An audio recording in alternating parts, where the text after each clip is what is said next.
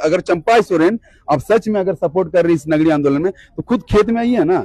अगर सच में आपके साथ लाखों जनता खड़ी है तो आपको लाख लोगों के साथ धरातल में आने में क्या दिक्कत है? हाँ, फिर मीडिया में बैठ देते हैं और बोलते क्वारंटाइन हो गए। दादा, आए दिन जो आदिवासी लोग सरकार के खिलाफ विरोध कर रहे हैं, क्या लगता है 2029 में ये चीज देखने को मिलेगा? कुछ सरकार गिरावट होगी इस पे? जी बिल्कुल गिरावट होगी, लेकिन ये सब दिनों को याद रखना होगा और ये सब की जिम्मेवारी हम लेंगे। क्यों नहीं लेंगे? क्योंकि लगातार आदिवासियों की जल जंगल जमीन की लड़ाई लड़ रहे हैं और वो किस सरकार में? अबुआ सरकार में। बहुत मतलब बिल्कुल बहुत ज्यादा अनैति हो जा रहा है। और इस सरकार में सबसे ज्यादा केस भी हम लोगों ने खाया है। मैंने ही खुद तीन केस खाया अभी तक। बताइए, पढ़ने लिखने की उम्र में है ना, हम लोग भी कहीं ना कहीं तैयारी करते हैं, लेकिन हमसे बर्दाश्त नहीं होता है जब कहीं पे आदिवासियों के साथ शोषण होता है या उसकी जमीन लूटी जाती है। लेकिन सरकार तो आदिवासी के लिए सोच रहा है, आम जनता के लिए सोच रहा है, क्योंकि अगर रिम्स 2 बनती है तो आम लोगों को ही इससे फायदा होगा।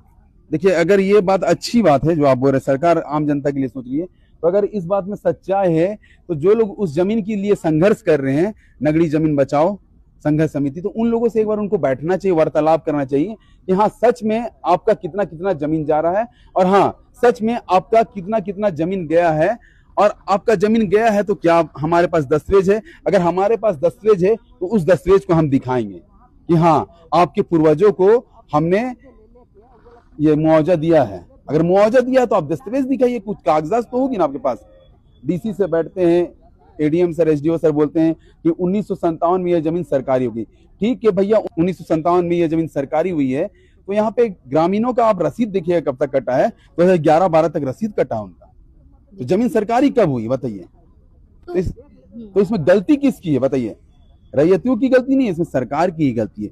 पूरा का पूरा इसमें करप्शन भरा हुआ है।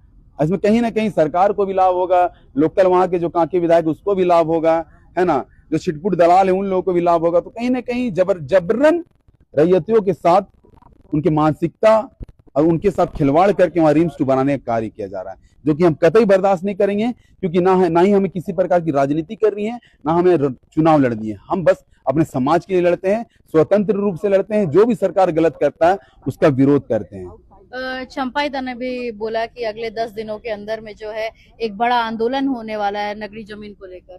देखिए, हम लोग किसी प्रकार का इस आंदोलन में राजनीति करना नहीं चाहते हैं, लेकिन अब तो ये राजनीति का ही मोड़ ले लिया है ना। देखिए, कितना सपोर्ट करेंगे नहीं करेंगे, क्योंकि बोलने को कुछ और रहता है, करने को कुछ और रहता है। क्योंकि वहां जितना भी भीड़ आ रही ना, आपके चैनल के माध्यम से लोग देखिए होंगे किस प्रकार हम लोग गांव गांव जिला जिला जा जाके भीड़ लाते हैं, तब जाके भीड़ आता है। लेकिन यहाँ पे अपना चेहरा चमका के रोटी सेकना ये हम कतई बर्दाश्त नहीं करेंगे। अगर चंपा सोरेन आप सच में अगर सपोर्ट कर रही इस नगरी आंदोलन में